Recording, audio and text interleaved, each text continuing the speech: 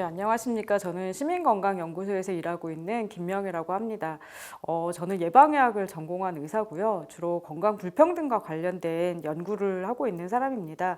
오늘은 건강권에 대한 얘기를 좀 드리려고 하는데 사실 건강권이라 그러면 굉장히 추상적이죠. 그래서 아마 많은 분들이 경험하셨을 코로나19 유행과 관련돼서 우리가 어떤 문제들을 건강권의 관점에서 바라봐야 하는지를 말씀을 드리려고 합니다. 코로나 이후에 세상이 어떻게 될 거냐, 뉴 노멀에 대한 얘기도 많이 하고 있고, 또 한국 정부가 방역을 굉장히 잘했다는 거를 이제 예를 들어서 K 방역 이런 얘기들을 많이 하고 굉장히 좀 좋은 방향으로 사회가 가고 있는 것처럼 얘기들을 많이 합니다. 근데 사실 현실에서 보면은 많은 분들이 코로나에 직접 감염되는 건강 위험도 경험하고 있고 또 경기가 나빠지고 혹은 이제 폐쇄나 이런 것들이 병행이 되면서 생계의 위험을 경험하고 있는 분들이 많이 있습니다. 근데 이 문제가 전혀 새로운 그런 이슈라기보다는 그동안 우리 사회에 굉장히 뿌리 깊게 남아있던 사회 불평등, 건강 불평등의 좀 재현이라고 보시면 될 것 같아요. 그래서 우리 한국 사회 앞에는 좀 두 가지의 과제가 동시에 있다. 이를테면 지금 단기적, 당장 코로나 앞에서 건강을 보호하는 문제, 또 생계와 관련된 여러 가지 어려움들, 고통을 완화하는 문제가 있고, 또 다른 한편으로는 장기적으로 앞으로 이 사회를 어떻게 만들어 갈 것이냐. 어떤 대안들을 가지고 어떤 새로운 질서를, 사회 질서를 만들어 갈 것이냐라는 두 가지의 과제가 동시에 있다고 생각을 합니다.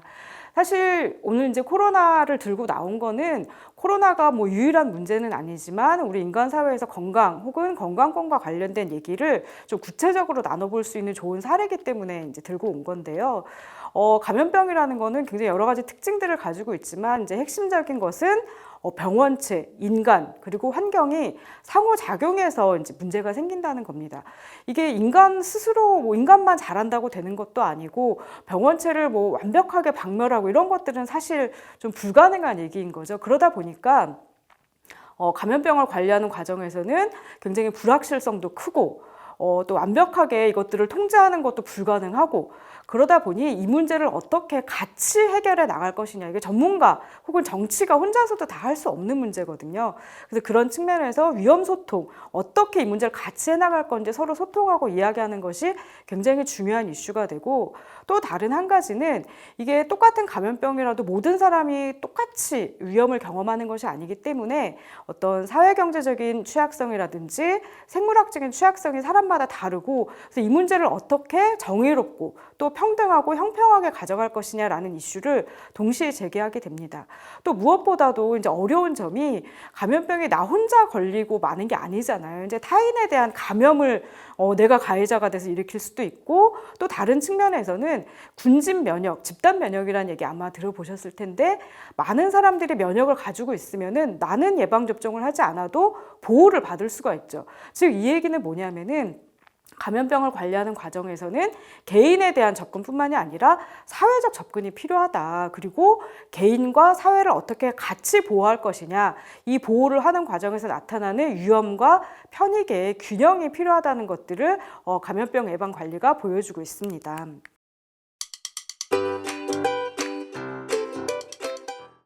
자, 그러면 일단 건강할 권리에 대해서 조금 이제 얘기를 해보려고 하는데요.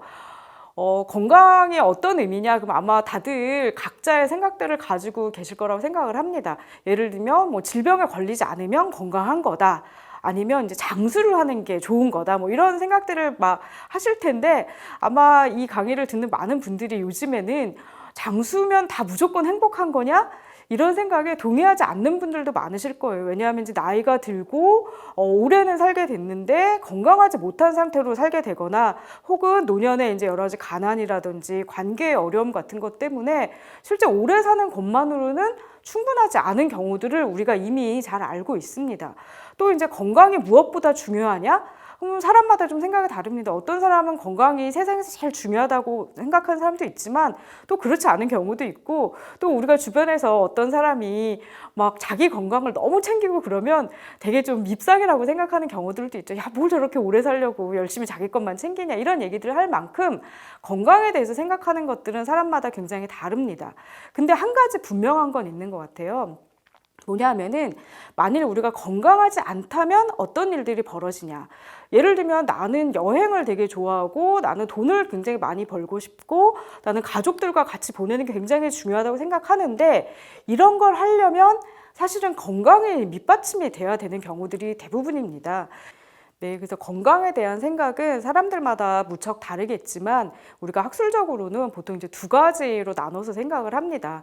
이를테면 이제 건강 그 자체가 갖는 중요한 의미. 예를 들면 여러분들도 뭐 감기가 들어서 열이 펄펄 나는데 아우 행복해 이렇게 생각하시는 분들은 없을 거예요. 그런 면에서 건강은 인간 행복, 안녕의 그 자체로 중요한 요소다.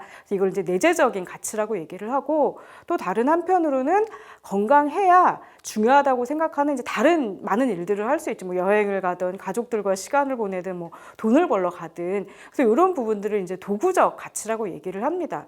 그래서 노벨 경제학상 수상자인 아마티아 센 같은 경우에는 건강이라는 게 인간 삶의 가장 중요한 조건 중에 하나이면서 동시에 스스로 가치 있는 일을 할 수 있게 만드는 잠재력의 요소라고 이제 얘기를 했습니다. 바로 이것이 이렇기 때문에 건강이라는 거는 다른 여러 가지 권리에 좀 선행해서 사람들이 기본적으로 갖춰야 될 이제 권리다, 인권이다라는 얘기들을 할 수 있는 것 같습니다. 그래서 이제 권리로서의 건강에 대해서 좀 얘기를 해보려고 하는데요. 건강권이라는 게 굉장히 추상적인 얘기 같지만 또 여러 가지 국제 규범이라든지 문서 같은 데에 건강권에 대한 정의들이 많이 돼 있기는 합니다.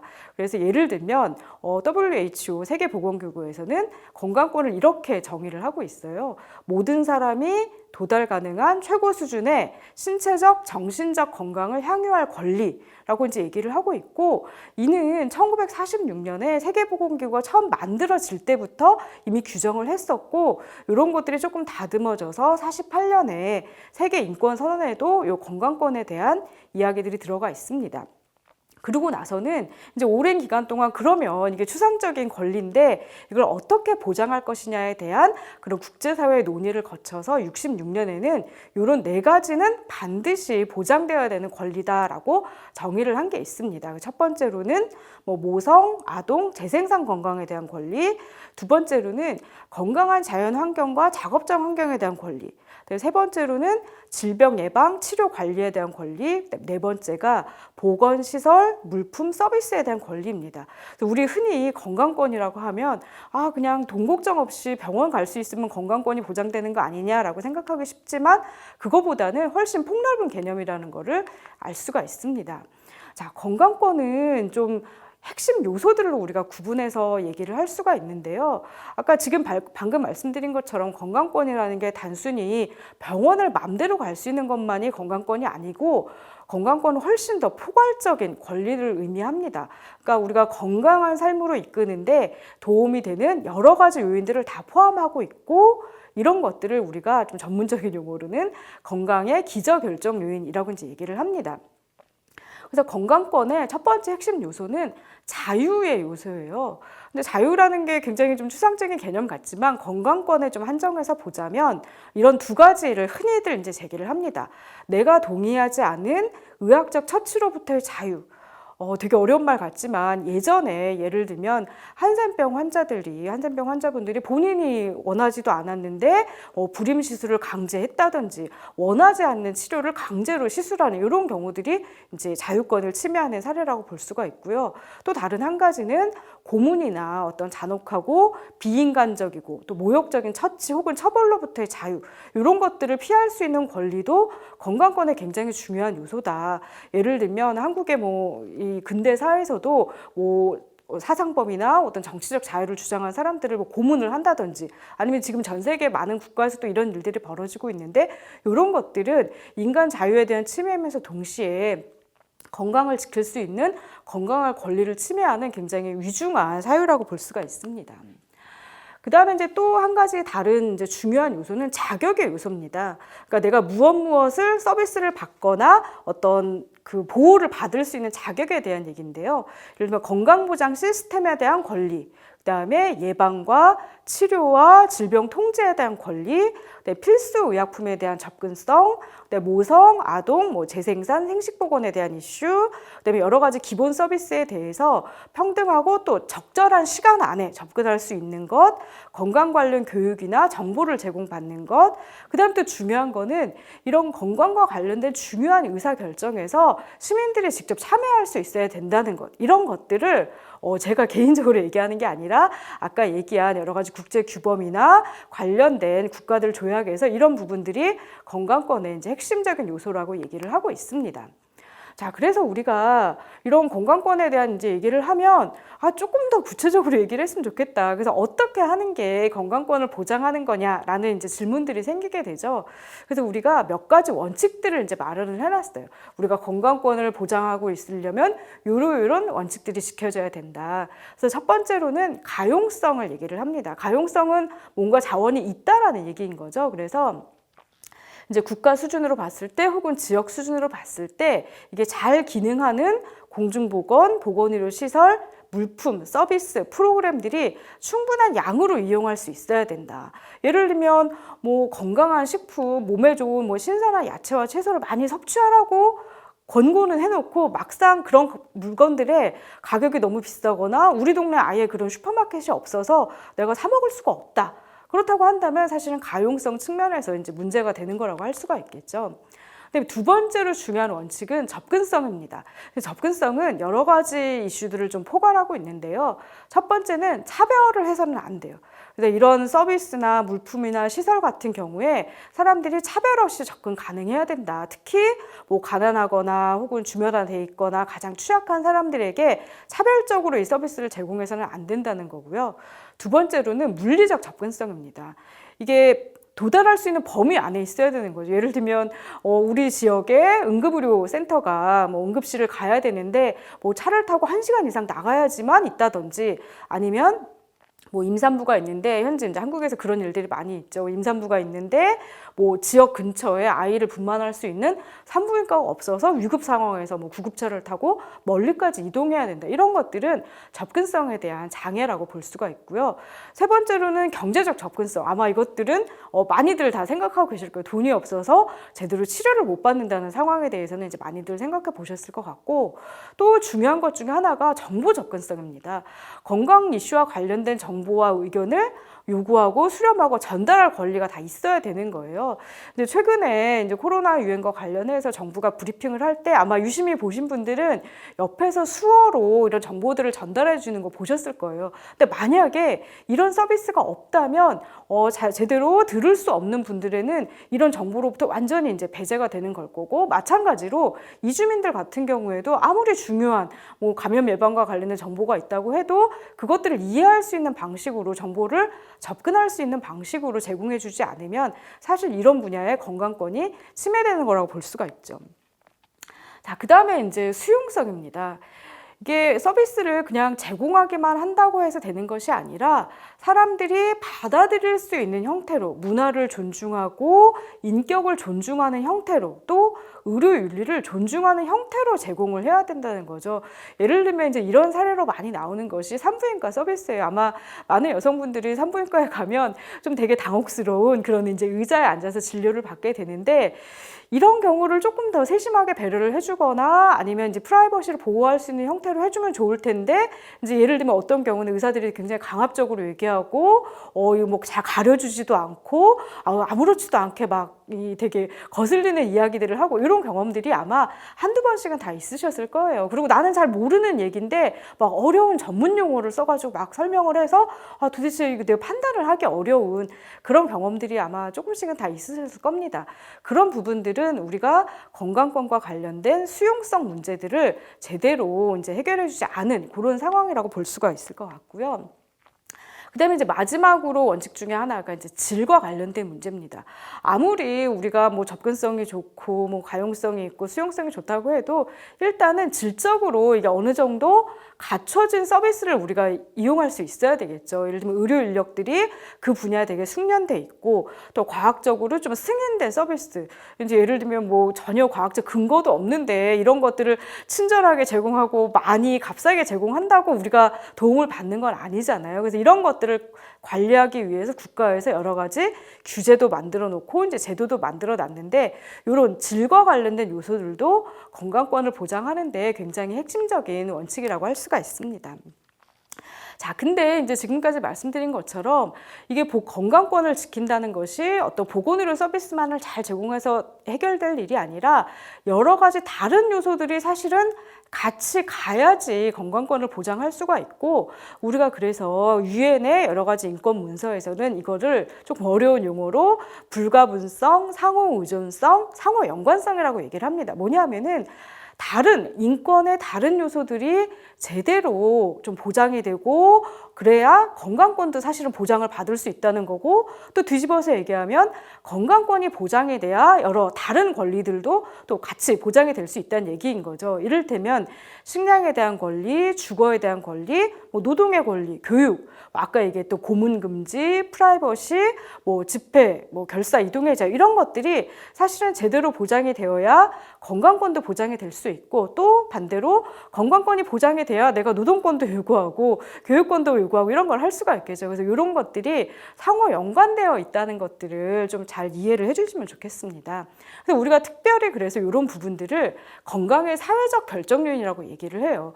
우리가 예를 들면 고혈압에 걸렸다, 그럼 원인이 뭐냐? 그럼 유전적인 것도 얘기할 수 있고, 가족력도 얘기할 수 있고, 아니면 저 사람은 평소에 담배를 피웠어, 아니면 좀 비만해, 그래서 뚱뚱하다 보니까 혈압이 높아질 요인들이 많이 가지고 있어, 이런 얘기들을 하는데, 그런 것들뿐만이 아니라 그런 위험 요인들을 결정하는 보다 근본적인 요인들을 우리가 사회적 결정 요인이라고 합니다. 예를 들면 담배를 피운다. 담배를 피우는 것이 저 사람이 고혈압의 원인이 됐다, 위험 요인이 됐다라고 했을 때 왜 그 사람은 담배를 피우게 됐을까라고 한 단계 더 들어가서 그런 위험 요인들의 원인이 되는, 즉 원인의 원인이 되는 것을 우리가 흔히 사회적 결정 요인이라고 얘기를 하고, 그럼 사회적 결정 요인이라는 거는 어디 새로운 특별한 것이 있는 게 아니라 우리가 태어나서 성장하고 일하고 생활하고 나이 들어가는 이 일상의 조건, 모든 것들이 사실은 건강의 사회적 결정 요인이라고 얘기를 할 수가 있습니다. 예를 들면 이제 이런 거죠. 우리가 어떤 건강 문제를 봤을 때 한 단계 더 깊이 볼 필요가 있다. 예를 들면 동네에서 어린이 철수가 병원에 갔어요. 병원에 왜 갔는데? 그러니까 다리에 염증이 생겼대. 그럼 왜 염증이 생겼지? 놀이터에서 공터에서 놀다가 넘어졌다는 거예요. 자, 근데 그럼 우리가 이제 첫 번째로 생각할 수 있는 거는 염증 부위에 세균이 감염이 됐구나, 포도알균이 감염이 돼서 그 독성 때문에 문제가 됐구나라고 한다면, 철수 건강 문제의 원인은 포도알균 독성이 되는 거죠. 그럼 우리가 그 다음에 해야 될 일은 드레싱을 잘 해주고 소독을 해주고 이제 항생제를 복용한다든지 잘 앞으로 치료를 하면 이제 되는 게 이제 정상적인 경로라면, 조금 폭을 넓혀서 생각할 수도 있어요. 예를 들면 왜 철수는 놀이터에서 안 놀고 그런 공터에서 위험하게 그런 거야? 도대체 철수 개인뿐만이 아니라 철수를 보호해야 될 선생님이나 부모님은 도대체 뭘 한 거야? 이런 부주의한 행동을 한 게 이 문제의 원인이라고 한다면, 그 다음 우리가 해야 될 일은 뭐냐면 이게 안전의식이 부족해서 그런 거니까 교육을 해야 되겠죠. 그런 위험한 데서 놀지 말고 그런 위험한 행동을 하지 말고, 이게 이제 그 다음에 대책이 될 수 있을 거고, 우리가 시야를 조금만 더, 한 단계만 더 넓혀서 본다면 알고 보니 철수만 다친 게 아니라 그 동네 많은 아이들이 그 공터에서 놀다가 다쳤대. 그러면 이제 우리가 그런 질문을 할 수 있죠. 그 동네 아이들은 왜 그 위험한 공터에서 놀았을까? 알고 보니 그 동네는 굉장히 낙후한 동네고 이제 좀 가난한 동네고, 그러다 보니까 아이들이 놀 수 있는 안전한 놀이터가 없이 아이들이 그런 위험한 공사 현장이나 공터에서 놀 수밖에 없었다. 그러면 사실 철수가 다친 원인은, 아까 이제 상처가 염증이 생긴 원인은 포도알균의 독성이었지만, 지금 철수가 이렇게 아프게 된 근본적인 원인은 사실 위험한 지역사회 환경이 되는 거고, 그렇다고 한다면 우리가 그 다음에 내놓을 대책은 단순히 치료만 잘해주는 게 아니라 철수 위에 이제 다른 아이들도 안전하게 놀 수 있도록 아이들이 안전한 놀이 공간을 확보하고 굉장히 낙후된 지역사회가 조금 더 나은 생활 공간이 될 수 있도록 만들어주는 것이 철수의 건강권을 보장해주는 일이 되겠죠. 그래서 사실 사회적 결정 요인이랑 굉장히 어렵고 추상적인 얘기 같지만, 우리가 조금만 더 시야를 확대해서 본다면 이런 것들을 보장해야 좀 더 근본적인 건강을 보호할 수 있다는 그런 얘기로 이해를 해주시면 될 것 같습니다. 자, 근데 이제 건강권과 관련해서 조금 어려운 지점들이 있어요. 그럼 무조건 막 서비스를 많이 제공하고 막 뭘 다 해주면 건강해지는 거냐? 그거는 좀 아니거든요. 사실 우리가 건강이라는 거는 지금 제가 막 사회적 결정력 이런 거 강조했지만 사회적인 요인에 의해서만 건강이 결정되는 건 아니잖아요. 또 우연에 의한 요소도 크고 또 생물학적인 요인, 타고난 요인들도 크고 또 본인의 건강생활 실천과 관련된 요인들이 굉장히 크기 때문에 우리가 건강권을 보장한다는 게 모든 사람이 다 똑같이 건강하게 만든다? 이런 얘기는 아닙니다. 사실 그렇게 만들 수도 없어요. 이 뭐 방송을 들으시거나 아니면 뭐 여러 가지 현장에서 만나는 분들이 막 머리 색깔도 다르고 키도 다르고 몸무게도 다르고 다 다른데 그 사람들 다 똑같은 건강 수준으로 만들어준다? 이거는 사실은 있을 수도 없는 일이고 가능하지 않은 일입니다. 그래서 건강권을 보장한다는 거는 모든 사람을 다 똑같이 건강하게 만들어준다는 얘기가 아니라 이제 건강을 실현하기에 필요한 그거를 실천하기 위해서 필요한 다양한 재화나 시설이나 서비스 조건들을 똑같이 평등하게 정의롭게 향유할 수 있도록 만들어주는 것, 그런 것이 건강권 보장이라고 얘기를 할 수가 있겠죠. 그다음에 아까 이제 반복적으로 말씀을 드렸지만 보건의료에 대한 권리가 바로 건강권은 아니다. 그다음에 또 이제 중요한 이슈 중에 하나가 이제 인권과 관련해서 얘기를 할 때 아니 국가가 이런 거 다 해주면 좋은데 국가가 아직 돈이 없다. 우리가 아직 그거를 할 만한 그런 뭐 재정적인 뒷받침이 안 된다라고 이제 이 핑계를 대는 경우들이 많이 있습니다. 물론 현실적으로 그럴 수도 있죠. 예를 들면 지금 현재 가난한 여러 이제 국민 소득이 낮은 국가들에서 어느 날 갑자기 다 막 전 국민 건강보험을 해가지고 막 다 무상의료를 제공하고 사실 불가능한 거 다 우리가 알고 있습니다. 네, 그래서 국가가 사실 이제 건강권 보장의 주요 주체가 되는데 뭐 국가 살림이 어려우면 어떡할 거냐. 예를 들면 가난한 그런 중저소득 국가에서 당장 뭐 내일부터 모든 국민에게 건강보험을 다 적용하고 혹은 뭐 무상의료를 제공한다. 이게 현실적으로 불가능하다는 거는 다들 알고 계신 일입니다. 근데 그렇다고 해서 국가가 재정 상태가 어렵다고 해서 건강권 실현을 위해서 노력해야 되는 책임 자체가 면제되는 건 아니다. 국가 살림이 되는 만큼 건강권을 보장하기 위한 노력들이 이제 계속 있어야 된다는 거는 굉장히 분명한 사실이고요. 또 두 번째로 우리가 좀 생각해 볼 중요한 이슈는 뭐냐면은 그러면 건강의 격차가 작다? 건강이 되게 좀 사람들이 비슷비슷하다, 건강 수준이? 그러면 이거 굉장히 좋은 거 아니냐, 이거 공정한 사회 아니냐, 이게 생각하기 쉬운데 꼭 반드시 그렇지만 않다는 거예요. 예를 들면 한국 사회에서 여성이 남성보다 훨씬 더 수명이 길죠. 오래 삽니다. 근데 그걸 두고서는 한국은 여자들이 참 살기 좋은 나라다? 아마 이렇게 생각하시는 분들은 많지 않을 거예요. 아까 말씀드린 것처럼 건강이라는 거는 사회적인 요인과 생물학적 요인들이 같이 만나는 거기 때문에 건강 결과만을 놓고서 건강 수준이 비슷하니까 얘네들은 아무 문제가 없어 라고 얘기하는 것들은 적절한 판단이 아니다. 그래서 우리가 건강과 관련된 건강권이 제대로 보장됐느냐를 볼 때에는 단순히 결과가 똑같으냐 마느냐에 치중하기보다는 우리 사회의 불평등이라는 거시적인 맥락 안에서 이 문제를 판단할 필요가 있다. 그다음 또 중요한 것 중에 하나는 아까 이제 건강권이라는 게 무언가를 향유할 수 있도록 기회를 공정하게 보장하는 것이라고 했는데 이게 그렇게 쉬운 얘기가 아니에요. 왜냐하면은 사람들마다 어떤 것들을 주어졌을 때, 어떤 자원들이 주어졌을 때 그거를 실제로 자신의 건강권을 위해서 제대로 쓰는, 우리가 이제 전환이라는 표현을 하는데 그런 능력들이 다 같지가 않거든요. 아까 이제 잠깐 장애인 수어 통역에 대한 얘기 말씀드렸는데 예를 들면 똑같은 정보, 우리는 정보 다 제공했어. 하지만 그 정보가 어떻게 전달되느냐에 따라서 똑같은 내용도 받아들일 수, 쉽게 이해하거나 받아들일 수 있는 사람이 있는가 하면 그렇지 못한 사람들이 있습니다. 예를 들면 보건의료 서비스를 다 무상으로 제공했어요. 그래서 돈이 없던 돈이 있던 다 편하게 이용할 수 있어요. 근데 예를 들면 장애인들 같은 경우에 병원까지 가는 그런 교통수단이 제대로 돼 있지 않아서 갈 수가 없다면 우리는 비용 부담 없이 했으니까 다 됐어. 충분히 누구나 다 이용할 수 있어 라고 얘기하는 게 사실은 적절한 설명이 아니라는 거죠. 그래서 기회를 보장한다는 게 누구에게나 같지 않을 수 있다. 그래서 훨씬 더 똑같은 기회가 주어져도 그거를 접근하기 어렵거나 이용하기 어려운 분들이 있다는 걸 항상 염두에 두고 건강권에 대한 문제를 생각해야 된다. 그다음에 세 번째로는 아까 이제 건강권이 자유권 요소도 굉장히 중요하다고 말씀드렸잖아요. 우리가 오늘 건강권에 대해서 얘기하고 있지만 건강만이 인간의 아주 유일하고 중요한 목표는 아니지 않습니까?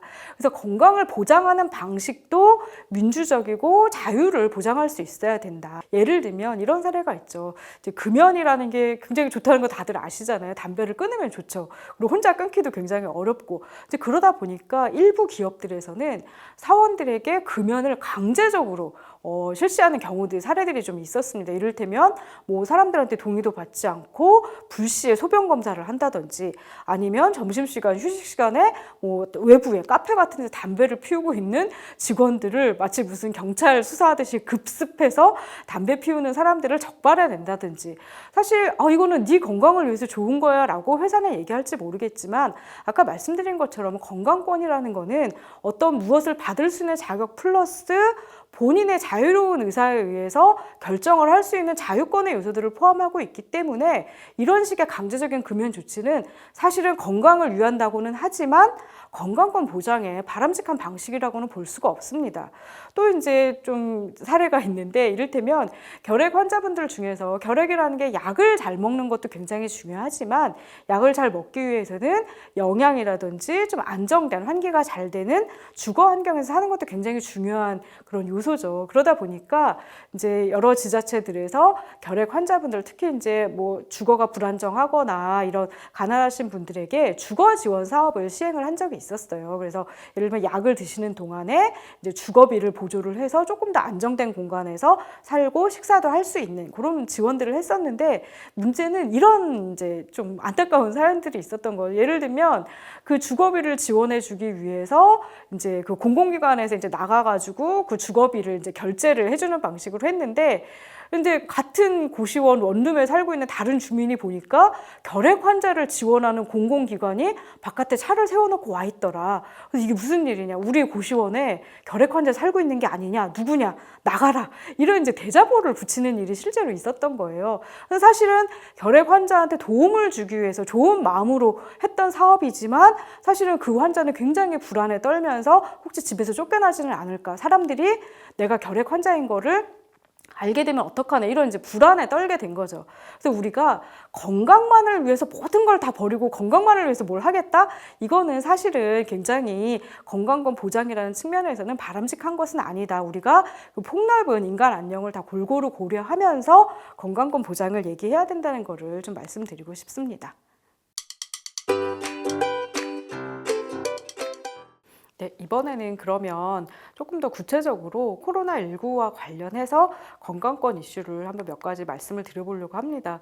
사실 지금 코로나 유행과 관련해서 여러 가지 시나리오들이 많이 나오고 있는데 한 가지 이제 분명한 거는 백신과 치료제가 우리가 기대하는 것만큼 바라는 것만큼 빨리 나오진 않는다. 그리고 나온다고 해도 그 전에 사실 대비가 필요하다. 어떤 식으로 대비를 할 거냐 이런 여러 가지 이제 전망들이 나오고 있습니다. 그래서 최소한 이 일선에서 일하는 보건의료 노동자들은 잘 보호해야 된다. 그 다음에 이제 우리가 유행이 심해지면은 사회적 거리두기를 강화하는 방식으로 이제 대응을 하는데 이제 그렇게 되면 또 생계에 어려움을 겪는 분들이 많으니 언제 어떤 방식으로 이런 완화 전략을 좀 강화했다 풀어줄 것이냐 이런 것들에 대한 좀 계획들이 있어야 되고 그다음에 이제 아까 맨 처음에 말씀드렸던 것처럼 이 감염병이라는 게 막 금방 종식이 되고 완료되는 것이 아니고 불확실성 굉장히 크기 때문에 사실 전문가들도 이 코로나에 대해서 완벽하게 알 수가 없거든요. 그래서 어떻게 이 문제들을 같이 헤쳐나갈 것인지에 대한 그런 위험 소통 전략 굉장히 중요하다. 그래서 어쨌든 뭐 이 방송을 보시는 때가 언제가 될지는 모르겠지만 이 최소한 앞으로 2년 동안은 이 코로나가 좀 더 심하게 퍼졌다가 조금 가라앉았다 이런 것들이 반복될 것이라는 거를 염두에 두고 우리가 건강권 문제를 한번 생각해 볼 필요가 있을 것 같습니다. 이를테면 국제노동기구에서는 이 코로나 때문에 전 세계적으로 27억 명의 노동자들이 영향을 받을 것이다. 즉 전 세계 노동력의 한 80%에 해당하는 이제 분들이 영향을 받게 되고 최소한 2분기에도 노동시간이 6.7%가 감소할 거라는 그런 얘기들을 했고요. 또 마찬가지로 코로나가 이제 유행을 하면서 많은 학교들이 휴교를 했죠. 근데 휴교를 하는 게 휴교에서 끝나는 것이 아니라 아이들이 학교에 가지 않는다는 것은 그 아이를 돌보아야 되는 누군가는 이제 집에 있어야 된다는 얘기고, 그러다 보니까 대부분 이제 여성 노동자들이 아이를 돌보고 직장을 다니는 이중 부담 문제에 부딪히거나 혹은 아예 아이를 돌보기 위해서 노동시장에서 빠져나오는, 직장을 그만두는 이런 문제들이 제기가 되면서 코로나가 사실 어떤 젠더라든지 성별에 대해서 아주 민감한 그런 바이러스가 눈을 가진 것은 아니지만 이 바이러스 유행으로 인해서 다시금 이제 젠더, 성불평등의 문제들이 제기되고 있다는 것도 이제 말씀을 드릴 수 있을 것 같습니다. 자, 그래서 이제 아까 얘기했던 자유권 혹은 자격에 대한 얘기들을 코로나와 좀 관련 지어서 조금 더 설명을 드려본다면, 사실 이 코로나를 대응하는 과정에서 여러 가지 자유권을 침해하거나 제한하는 사건들이 심심치 않게 있었습니다. 아마 많이들 기억하시겠지만 유행이 시작되는 초기에는 중국인에 대한 혐오가 굉장히 심했었죠. 이제 중국에서 이 폐렴이 시작됐다는 것만으로.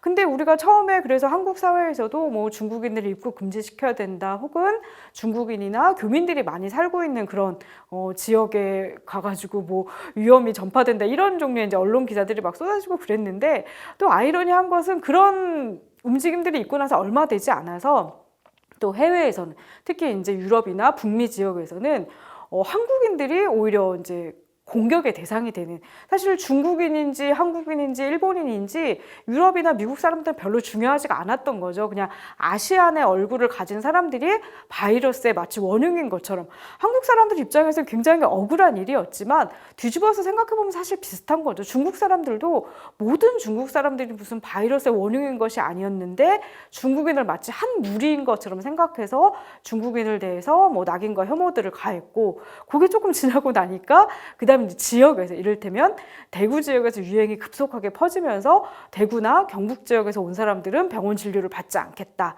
혹은 그 지역 사람들은 무슨 유행에 무슨 원흉이나 앞잡이가 된 것처럼 막 비난을 하는, 특히 이제 인터넷 언론에 그런 것들이 많았고, 그 다음에는 이제 어떤 종교, 특정 종교 집단에 이제 종교 집회에 참여했던 사람들이 집단 감염이 되면서 이제 그 종교를 믿는 사람들에 대해서 이제 손가락질을 하는, 그 다음에 이제 성소수자, 아니면 심지어 이제 보건의료인에 대해서도 이제 낙인을 찍거나 그런 일들이 많았죠. 특히 2015년 메르스 유행했을 때에는 그때도 이제 이런 일들이 처음이었다 보니까 보건의료에 종사한다는 이유만으로, 예를 들면 엄마가 그런 메르스 환자를 보는 병원의 간호사라는 이유만으로 그 아이가 학교에 오는 것을 막는다든지, 이런 일들이 실제로 한국 사회에서 많이 벌어졌습니다.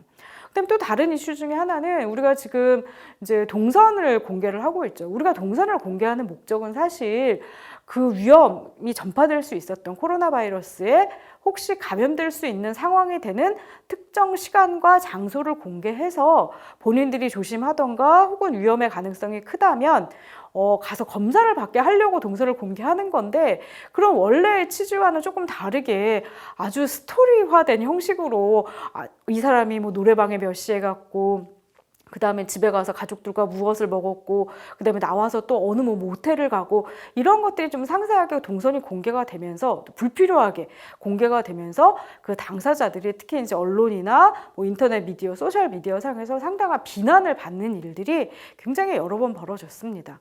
또 마찬가지로 코로나가 유행한다는 이유만으로 특히 이제 농촌 지역이라든지 제조업체가 밀집해 있는 지역에서 이주노동자들을 아예 바깥에 못 나오게 하는 사례들이 많이 제보가 됐었어요.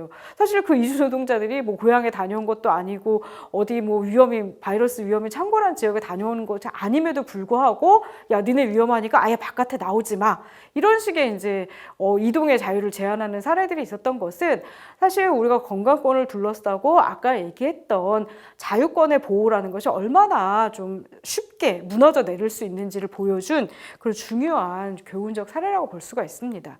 사실 이런 일은 처음 있는 게 아니기 때문에 역사적으로 결핵이라든지 에이즈라든지 아니면 여러 가지 이제 감염병 유행을 거치면서 우리가 사실 사회적으로 봤을 때 어느 정도의 자유의 제한이 필요한 건 또 사실이잖아요. 그래서 우리가 격리 조치를 시행하기도 하고 감시를 하기도 하고 접촉자를 추적하기도 하는데, 그런 것들을 어떻게 하면 인권을 보호하면서 할 수 있을까에 대한 원칙들을 이미 마련해 둔 게 있습니다. 그래서 뭐 시라쿠사 원칙이라고 얘기해서 여러 가지 원칙들을 정리해 놓은 게 있는데 대표적으로 이런 얘기들을 할 수 있을 것 같아요.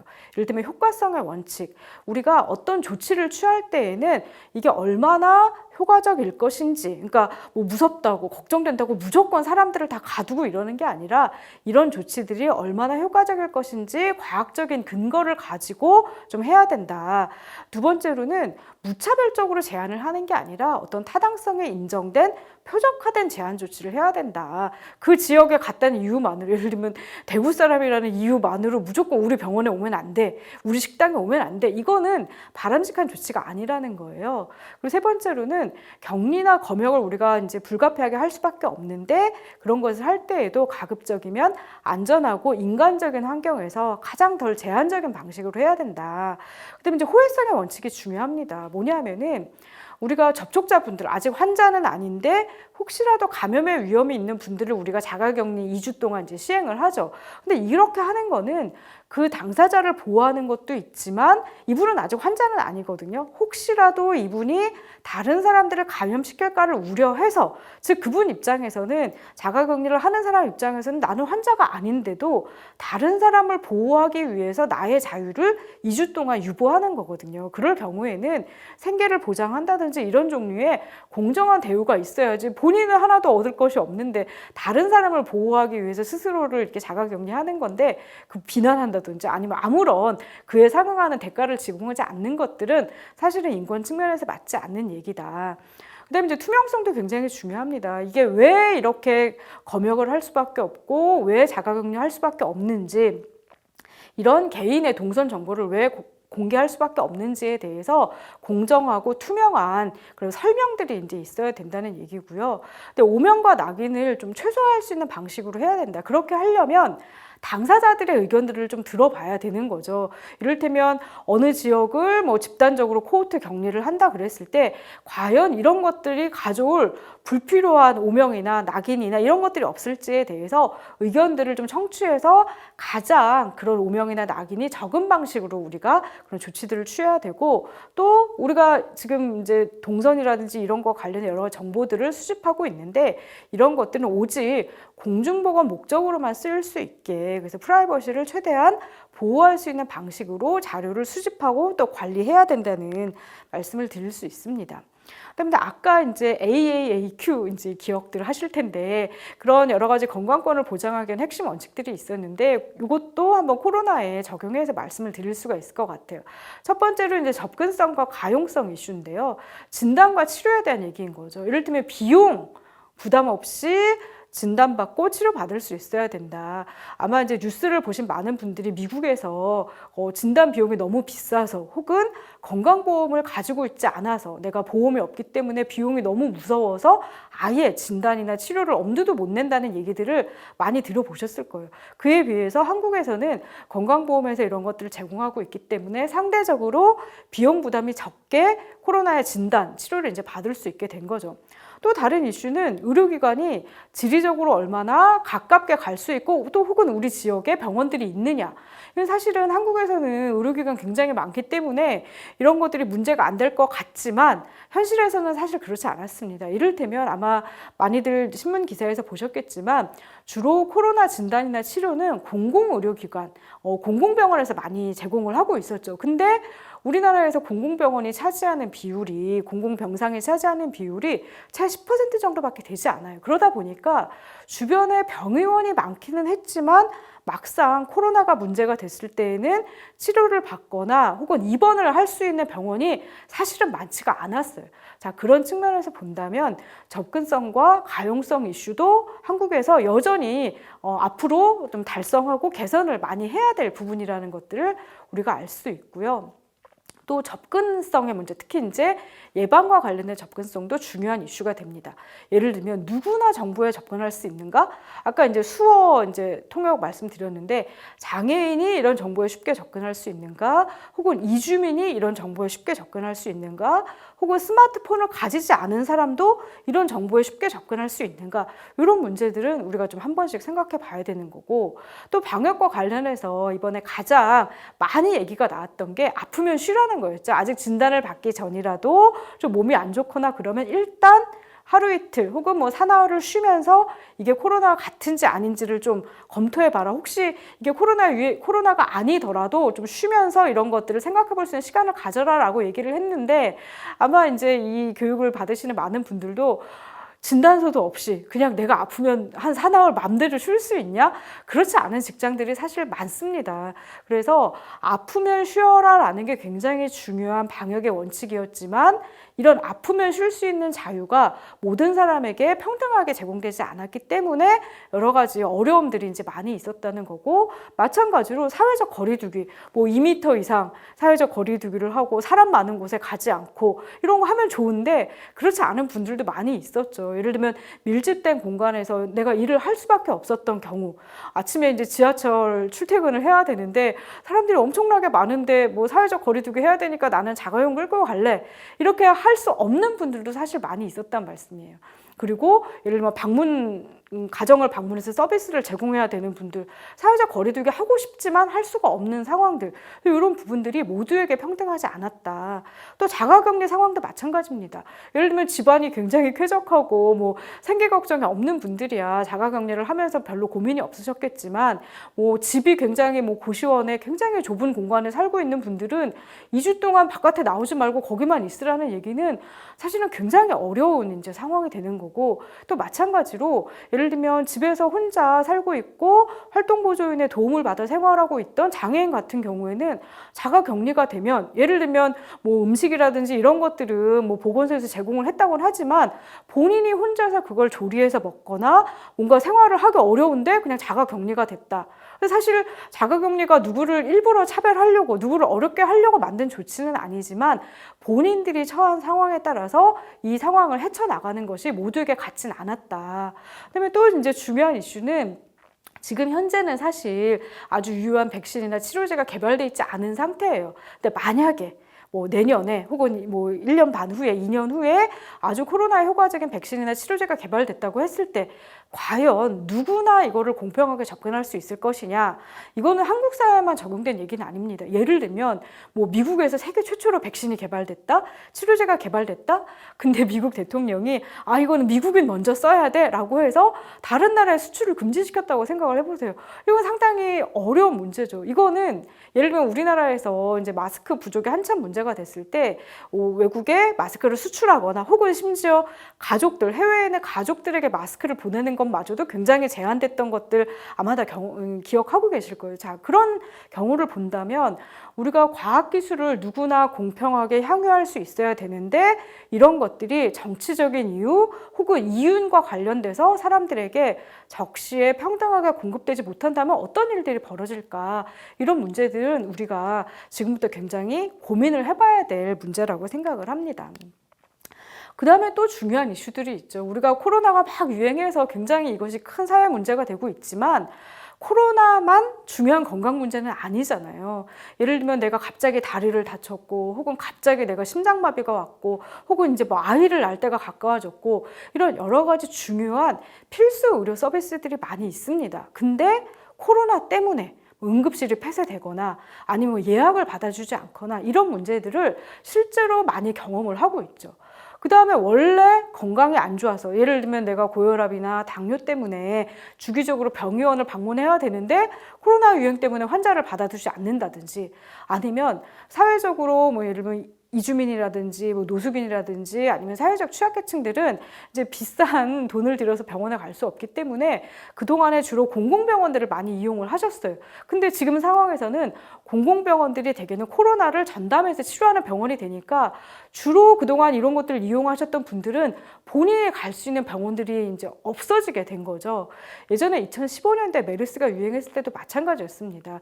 사실 공공병원에 뭐 에이즈 환자라든지 노숙인이라든지 이주민분들 주로 이용을 하셨는데 갑자기 메르스 환자 봐야 되니까 너네 다 나가라, 다른 병원으로 가야 되겠다라고 했어요. 근데 다른 병원에서 잘 받아주지 않거든요. 그래서 그러다 보니까 이제 원래 의도한 것은 아니었지만 그분들의 경우에는 아주 필수적인 의료 서비스를 이용할 수 있는 기회가 이제 제한이 됐던 거죠. 그래서 우리가 코로나에 잘 대응하는 것도 중요하지만 사실 코로나 이외에 여러 가지 다른 건강 문제들을 대비할 수 있는 그런 방안들이 없다면 이것은 또 하나의 중요한 건강권 침해 사례가 될 수 있을 것 같습니다. 자, 그다음에 이제 보건의료만이 문제가 아니라 이제 코로나의 직접 감염 위험뿐만이 아니라 아까 이제 계속 말씀드렸던 건강의 사회적 결정력이 굉장히 중요한 이슈죠. 우리가 원래 의도한 건 아니었지만 이 코로나 유행 국면에서 많은 노동자분들이 내가 건강을 지킬 것이냐, 생계를 지킬 것이냐라는, 사실은 이 두 가지를 놓고 우리가 저울질을 한다는 것 자체가 말이 안 되는 상황이지만 현실에서는 많은 분들이 고용 생계의 문제와 건강의 문제를 놓고 저울질을 해야 되는 경우들이 현실에서 이제 많이 존재를 합니다. 예를 들면 이 그래프 같은 경우에는 이제 코로나의 감염 위험성이 높은, 즉 대중들 혹은 환자들과 접촉을 많이 하는, 이제 가로축은 그런 접촉의 빈도 혹은 접촉의 강도, 그다음에 세로축은 이제 여성 노동자의 이제 분율이 될 텐데요. 대개 보시면은 접촉의 위험이 높은 보건의료나 돌봄에 많이 종사하는 분야일수록 여성 노동자의 비율이 높고, 그거를 조금 더 특히 이제 그런 위험성이 큰 노동자분들을 우리가 좀 떼어와서 그래프를 다시 그려보면 임금 수준이에요. 되게 위험하고 환자들이나 어떤 그 사람들을 많이 돌보는 위치에 있는 사람들일수록 여성인 경우가 많고, 아이러니한 것은 그런 종류의 소중한 노동에 종사할수록 임금 수준이 낮고 여성이 많다는 걸 우리가 볼 수가 있습니다. 그럼 사실 이분들은 선택을 해야 되는 거죠. 내가 이렇게 환자를 만나고 사람을 돌보고 이런 과정에서 코로나에 감염이 될 것이냐, 아니면 내가 생계를 포기할 것이냐, 내가 안전하기 위해서 생계를 포기할 것이냐. 사실 이런 딜레마에 처하는 상황들이 많이 있기 때문에 우리가 건강권을 보장한다는 것은 단순히 보건의료 서비스 많이 주는 것만이 아니라 이런 건강과 생계 위험 사이에서 갈등할 수밖에 없는, 고민할 수밖에 없는 사람들을 우리가 어떻게 포용하고 같이 갈 것이냐는 굉장히 어려운 이슈들을 제기한다고 볼 수가 있습니다. 예를 들면 임금 근로자 중에서 정규직 비율을 이제 보여주는 그래프인데요. 이제 여성 노동자들 경우에는 이제 정규직 비율이 확실히 낮고, 우리가 지금 코로나와 관련해서 정부가 여러 가지 대책들을 마련하고 있어요. 뭐 고용유지 지원금을 제공한다, 뭐 휴업급여를 제공한다, 아니면 이제 일자리가 없어진 경우는 실업급여를 제공한다, 뭐 돌봄 휴가를 준다, 이런 얘기들이 많이 나오고 있는데, 이런 것들이 사실은 그림의 떡인 경우들이 이제 있는 거죠. 굉장히 좋은 뜻으로 하는 꼭 필요한 정책들인데 이거를 현실에서 사용할 수 없는 사람들이 많이 있고, 특히 이제 여성 노동자들 같은 경우에 이런 기회들을 충분히 활용할 수 없다라는 것들이 이제 많이 알려져 있고, 이거는 이제 코로나 이전에도 이미 가구 빈곤율을 계산을 해보면 이제 전체적인 우리나라 평균적인 가구들에 비해서 여성이 가구주인 경우에 빈곤율이 굉장히 높습니다. 이미 이런 상황인데 이제 코로나 유행을 통해서 장기적으로 경제가 하락하게 된다면 그 다음에 어떤 일들이 벌어질까 굉장히 좀 우려스러운 이제 상황이 벌어지는 거죠. 사실 이제 이런 코로나 혹은 공중보건 위기 상황에서는 유행이 조금 심화되면은 그에 관련된 대책을 만들어서 뭐 학교도 닫고 직장도 닫고, 그게 조금 완화가 되면은 다시 이제 풀어주고, 이런 것들이 당분간 이제 반복이 될 텐데, 그러다 보면 유행이 굉장히 심한 시기에는 보건의료, 환자를 직접 돌보는 노동자들의 위험이 커지고, 반면에 이제 직장 문을 닫게 되니까 사람들이 감염에 대한 어떤 서비스 분야에서의 감염에서의 위험들은 낮아질 텐데, 그러면 서비스 분야의 감염의 위험은 낮아지지만 또 생계의 위험은 반대로 커지는, 사실 이 문제가 어느 하나 동시에 이제 해결을 하면 좋겠는데 동시에 해결이 잘 안 되고, 어느 하나가 문제가 심각해지면 다른 문제가 완화됐다가 또 반대의 상황들이 이제 벌어지게 되고, 특히나 이게 장기적으로 경제적 전망이 나빠지면서 앞으로 특히 이런 불안정 고용에 있는 사람들의 생계 위험들이 전반적으로 커질 것이다. 그리고 그렇게 생계 위험이 커지면 다시 그게 건강권을 침해하는 상황으로 이어진다는, 굉장히 우리가 복잡하고 어려운 상황에 처했다는 것을 보여주는 그림이라고 할 수가 있습니다. 네. 지금 돌아가신 울리 백이라고 하는 굉장히 이제 유명한 저명한 사회학자가 계십니다. 이분이 썼던 위험사회라는 책에 보면은 위험이라는 게 막 무작위로 공평하게 분배되는 것이 아니라 자본의 분배는 상층에 편중되고 위험은 하층으로 편중된다고 하면서 이 위험 또한 굉장히 불평등하다는 사례를 이제 제기를 하셨죠. 그래서 이런 것들을 실제 한국 사회에서도 뚜렷하게 관찰할 수가 있습니다. 예를 들면 2015년도에 메르스가 유행했을 때 한 대형 병원에서 일하던 비정규직 노동자는 비정규직이라는 이유만으로, 사실 뭐 일부러 차별을 했다기보다는 그동안 이제 잘 안 보이고 눈에 띄는 무시됐던 위급했던 존재였었죠. 그러다 보니까 검사를 받지 못했고 이분이 감염이 돼서 사실은 다른 많은 환자들이나 보호자들한테 감염을 시키는 그런 굉장히 비극적인 사례가 있었고, 또 옆에 사진을 보시면은 포항 지진에 대한, 경주 지진에 대한 이제 얘기였는데, 사실 다행이지만 한국에서 경주에서 지진이 일어났을 때 아무도 지진 때문에 돌아가신 분은 없었어요. 막 뭐 일본이나 미국에서 있었던 사례처럼 막 집이 무너지고 이런 일들이 아니었었기 때문에. 하지만 당시에 딱 희생된 돌아가신 분 두 분이 계셨는데 누구냐 하면 철로를 보수하던 비정규직 노동자분들이었어요. 이분들은 원래 철로 운행이 다 끝난 다음에, 기차 운행이 다 끝난 다음에 야간에 이제 선로 보수 작업을 하셨어야 되는데, 그때 지진이 생기면서 기차들이 계속 연착을 했죠. 그러면 기차가 연착을 했으니까 기차가 늦게까지 운행한다, 그래서 선로에 들어가면 안 된다라는 것들을 작업 지시를 제대로 해줬어야 되는데, 그런 작업 지시들이 제대로 이루어지지 않으면서 선로에 들어가서 작업을 하다가 기차에 치여서 이제 돌아가신 그런 아주 비극적인 일이 일어났습니다. 사실 지진과는 아무런 관련 없는 일을 하셨던 분이었는데 사회의 가장 약한 부분을 치고 들어가서 이제 비정규직 노동자가 돌아가셨다는 아주 그런 되게 좀 상징적인 사건이었다고 저는 생각을 합니다. 그래서 우리가 건강권 보장과 관련돼서 이런 위험들이, 공중보건의 어떤 위기적인 상황에서 초래되는 위험들이 다 동일하지 않다라는 것들을 항상 좀 염두에 두고 생각을 해야 될 것 같고요. 자, 그러면 이제 뭘 어떻게 해야 되느냐? 그러면 건강권 보장하기 위해서 뭘 어떻게 해야 되느냐? 뭐 일개 시민인 내가 뭘 어떻게 할 수 있냐? 아마 이런 생각들이 자연히 드실 텐데요. 일단은 이런 건강권 보장을 위해서 제일 중요한 건 국가의 역할입니다. 이거는 국제규범상으로도 정해진 국가의 역할들이 있는 거죠. 세 가지를 얘기를 합니다. 첫 번째로는 존중의 의무. 국가가 일단 나서서 직간접적으로 건강권을 침해해서는 안 된다. 뭐 강제적으로 뭐 치료를 한다든지 사람들을 강제적으로 자유권을 침해한다든지 이런 것들을 하면 안 된다는 거고요. 두 번째로는 보호의 의무라는 게 있는데 뭐냐면은 국가가 직접적으로 침해하지 말고 뭘 하기 위해서 노력하는 것뿐만이 아니라 제3자가 건강권을 침해하지 못하도록 보호해야 돼요. 세 번째로는 충족의 의무가 있어요. 그래서 건강권을 실현하기 위해서 뭐를 해야 된다. 그러니까 사실은 건강권은 내가 선언해서 보장하겠다 하는 것만으로는 보장을 할 수가 없는 거잖아요. 뭐 의료 보장제도도 만들어놔야 되고, 예를 뭐 고용보험도 강화해야 되고, 산재보험도 보완해야 되고, 뭔가를 정책이나 프로그램들을 시행을 해야 돼요. 그래서 그걸 하기 위해서 법적, 행정적, 뭐 예산 이런 여러 가지 수단들을 실제로 하고 노력을 해야 된다는 것이 이제 국가의 의무가 되고, 예를 들면 혐오와 차별에 관한 이슈에서도 이거는 뭐 국가가 나서서 뭐 하는 게 아니라 그냥 개인들이 나서가지고 소수자 차별하고 혐오하는 건데 그걸 어쩌겠어. 이거는 국가가 제대로 된 의무를 다 하지 않는다는 얘기입니다. 국가가 적극적으로 개입해서 어떤 특정한 사회적으로 취약한 조건에 있거나 소수자의 위치에 있는 사람들을 다른 사람들이 공격하거나 혐오하거나 그러지 못하도록 만들어주는 것이 국가의 중요한 의무라고 할 수가 있고요.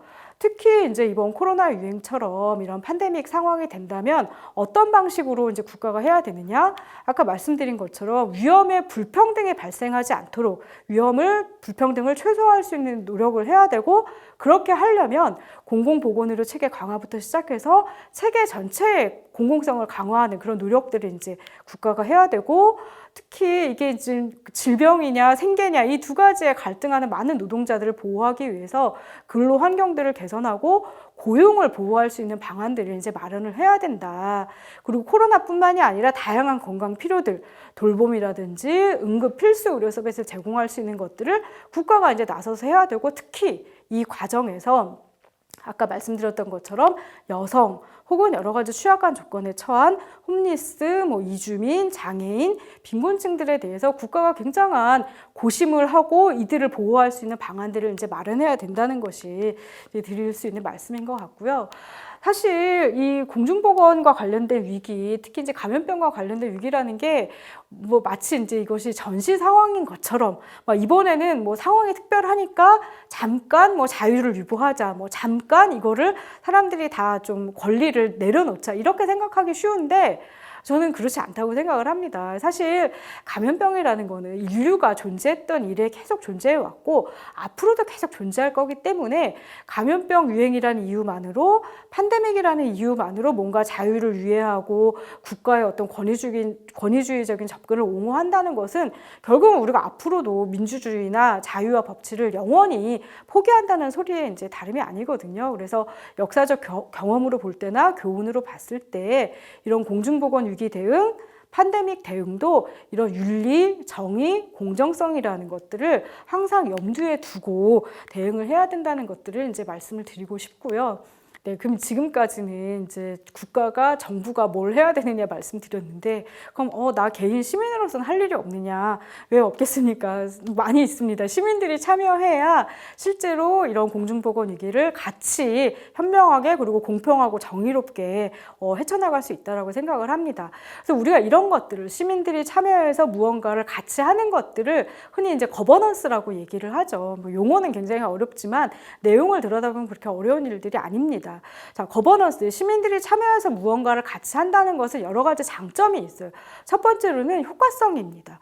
사실 뭐 연구자라든지 전문가라든지 혹은 정치인들이 아무리 책상에서 막 머리를 쓴다고 해도 현장에서 벌어지는 일들은 굉장히 다를 수가 있고 우리가 현장의 상황 하나하나를 일일이 다 알기가 어렵습니다.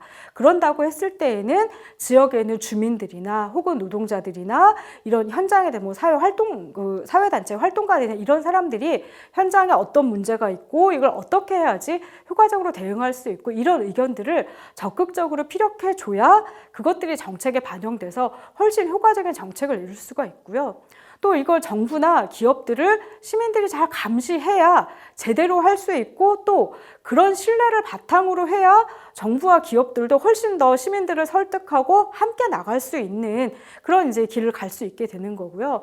그다음에 이렇게 특히 이제 취약한 조건에 있거나 어려운 조건에 있는 분들의 옹호에 대한 활동을 하는 사람들이 많이 목소리를 내줘야 우리가 위험 부담이나 편익에서의 불평등을 완화할 수 있는 그런 장점들이 있습니다.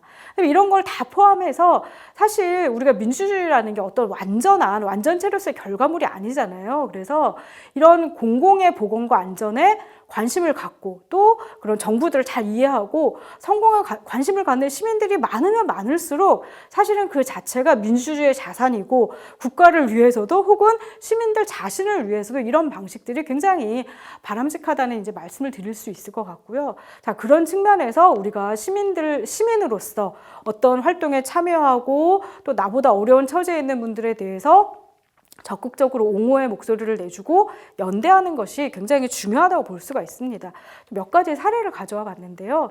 이를테면 부산에 있는 한 이주민 단체 같은 경우에는 정부에서 내온 여러 가지 방역 지침이나 생활방역과 관련된 것들 혹은 그 진단과 관련된 안내들을 본인들이 통역을 이제 하거나 아니면 번역을 해가지고 게시를 하고 그걸 이주민 커뮤니티에 공유를 했어요. 사실 정부에서도 이런 일을 안 한 거는 아닌데 정부에서는 주로 이제 규모가 큰 외국인들 뭐 영어라든지 중국어라든지 일본어라든지 몇 개 언어로만 번역을 제공한 데 비해서 근데 이런 단체들은 본인들이 꾸준하게 이제 이주민들과 교류를 하다 보니까 어떤 언어가 필요하고 어떤 방식의 설명이 필요한지 잘 알고 계시죠. 훨씬 잘 알고 있죠. 그러다 보니까 그런 다양한 언어들을 자발적으로 참여하는 자원봉사자들의 힘을 얻어가지고 이런 번역 서비스를 제공했던 것들이 아주 이제 중요한 도움이 되는 사례였었고 또 마찬가지로 이제 대구에서 굉장히 크게 유행이 이제 막 퍼져나갔을 때 이제 장애인들 같은 경우는 굉장히 어려운 상황에 처했죠. 뭐 자가격리를 하려고 해도 이제 혼자서는 생활이 어려운 분들이 많았는데 그런 도움을 받지 못하고 또 혹은 장애인들 같은 경우에 이제 환자가 돼서 치료를 받으려 하려고 해도 예를 들면 이동의 과정이라든지 격리병상에서 치료를 받는 과정에서 사실 혼자 이걸 좀 케어하기 돌보기 어려운 상황들이 많이 있었는데 이때 장애인 단체들이 적극적으로 나서서 심지어 이제 자가격리가 됐는데 활동가들이 직접 같이 그 집에 들어가서 본인 스스로 자가격리자가 돼서 그 장애인들을 도와서 생활을 한다든지 병원에 입원을 하는데 같이 입원을 해서 본인은 환자가 아님에도 불구하고 같이 입원을 해서 장애인 환자분들을 도와주고 또 그냥 이렇게 서비스만 제공하는 게 아니라 정부에 뭐가 필요하다. 사실 정부가 막 기획을 하려고 해도 그 현장 상황을 아는데 한계가 있잖아요. 그러다 보니까 실제 장애인들이 어떤 문제에 이제 접하게 되었고 어떤 도움들이 있으면 좋겠는지를 그냥 단순히 서비스만 제공하고 자원봉사만 하는 게 아니라 실제 나서서 간담회도 하고 매뉴얼도 개발하고 이런 것들을 통해서 정부도 굉장히 큰 도움을 받은 거죠. 이런 시민들의 자발적인 노력에 의해서.